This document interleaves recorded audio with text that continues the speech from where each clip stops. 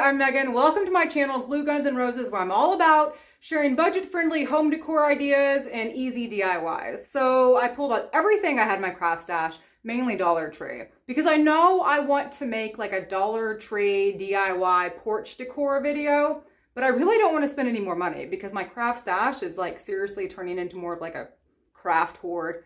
You have to feel me if you're a crafter, or maybe you don't, I don't know. I have a few ideas in my mind, and if they turn out like I'm thinking they're going to in my mind, or if they turn out in real life like they look in my mind, they're gonna be amazing. Everyone who corrected me on my last video, I forgot the apostrophe and the it's. Forgive me and thank you, seriously, for correcting me. I am the worst proofreader. Just like when I made my DIY chalkboard with pumpkin spice and everything nice, added an additional E in that one. Also, this DIY for spring I made never saw the light of YouTube ever because I forgot a T in Matthew.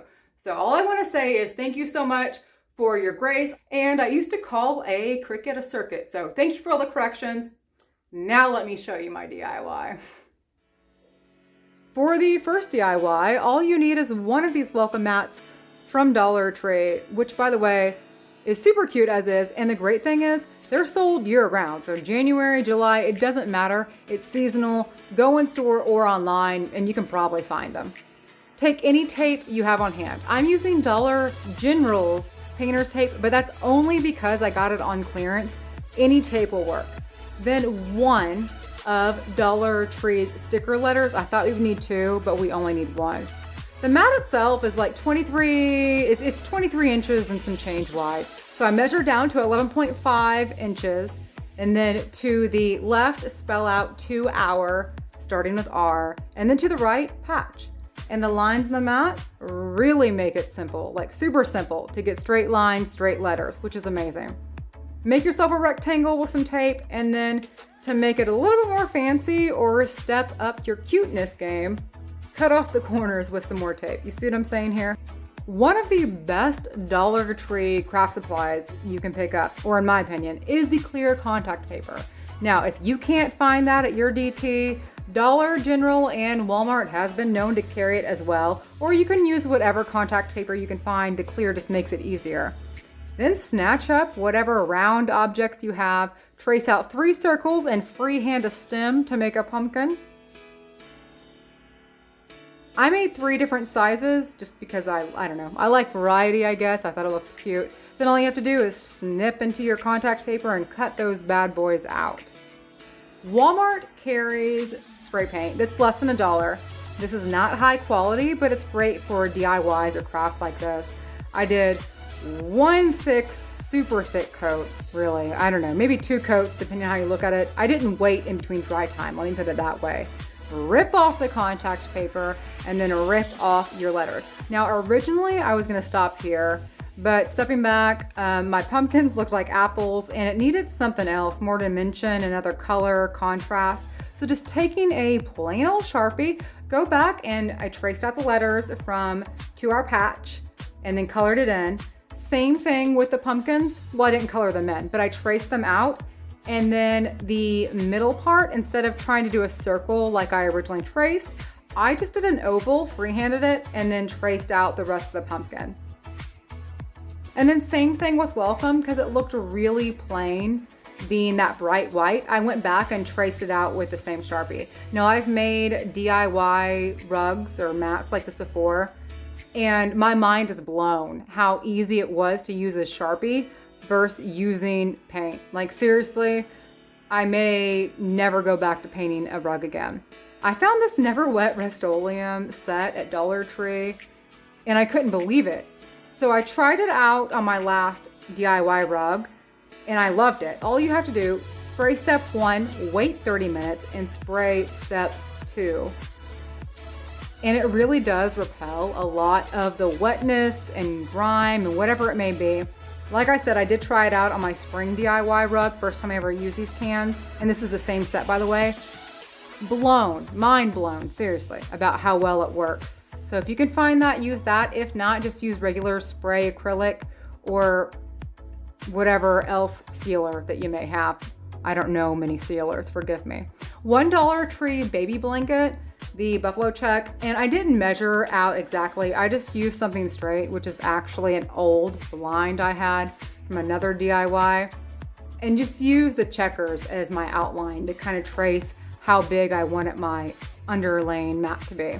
Now, one option is you could use this non-slip rug underlay from Dollar Tree, but trying to use what I have, I had this old Dollar General rug, wasn't my style, so from where I use a Sharpie, I don't know if you can see on camera, but I just kind of traced it out, took the rug, flipped it over, and hot glued it backwards. Now my words may be stumbling, but like, I have full confidence that you can see what I'm doing, or I'm hoping that you can see what I'm doing. I cut that last piece off because I feel like I may be able to use it in another DIY, and then just hot glued it to the back. These rugs, the only thing that stinks, even though this mat has turned out way better than I expected and I love it, they're really lightweight and flimsy. So I did hot glue it down to the bottom mat, and I do love it. I love the way the mat turned out. The only thing I'm not like wild about is the buffalo check part. I mean, it looks like I glued a piece of fabric around another rug, which is exactly what I did, but not what I was going for. So what I might do is either A, I'm going to just cut around the edges so it's not like tucked under, or B, find a different rug, or, you know, hey, give me an opinion here. What should I do? Because it doesn't look right to me. Now the mat itself that we just made, I love that. It's the under mat that I don't like.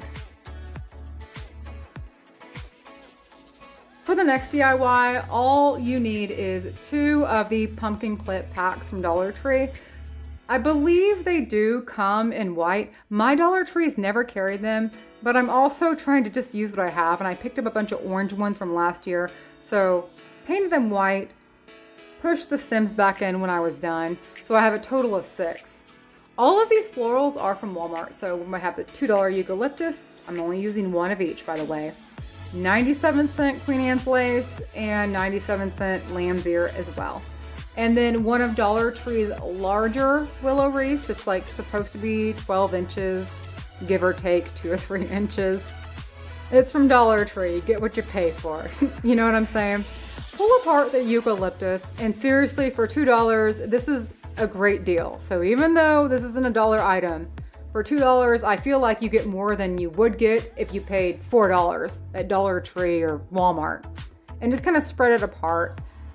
I'm not hot gluing yet, but once I kind of get it evenly out, then I pull other pieces off, and then I hot glue. Next, adding the Queen Anne's lace. Once again, placing it down how I want it to go, spreading it out evenly, hot glue that down.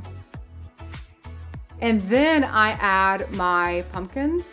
Now I did take the little pick part off, or the clip part off, because it was sticking out way too far. Placed them where I want it to be, eyeballing it evenly, and hot glued it down.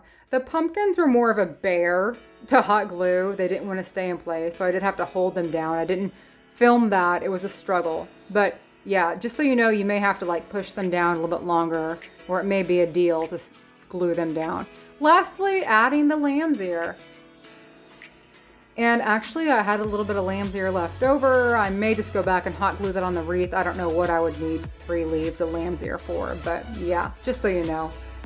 Now, this part's optional, but I had the thankful part left over from a previous DIY. In the previous DIY, I used the buffalo check part, and I just had the thankful sign. So I thought this would be super cute just to add to the wreath. I didn't want the green pumpkins showing on the sign, so I kind of adjusted it so those would be hidden. Hot glued it, and then to hang the wreath, I just bent a little piece of a floral stem that I pulled off, hot glued that. And just so you know, the thankful sign was not perfectly even. It's off center, but you can't tell like when it's hanging in my door. And here's what that looks like. I really love this wreath. Like, well, you know what? If you've watched my channel, you may or may not know, I really do have like a wreath fetish, but I do. I love this wreath for fall because my goal for fall this year is to be a little bit more, not totally neutral, but I want to do like greens and teals, blues, yellows. I want to cut out the oranges and reds, like the harsh oranges and reds, if that makes sense. Anyways, I love this wreath. I love the way it looks, and it was less than $7-ish for me. I also love my rug. I'm not sure which my favorite is. You know what? The rug really surprised me of how well it turned out. I'm just not sure about the buffalo check, you know, plaid underlay part. So I'm still needing your opinion on that one. Thank you so much for watching. I will definitely catch you next time.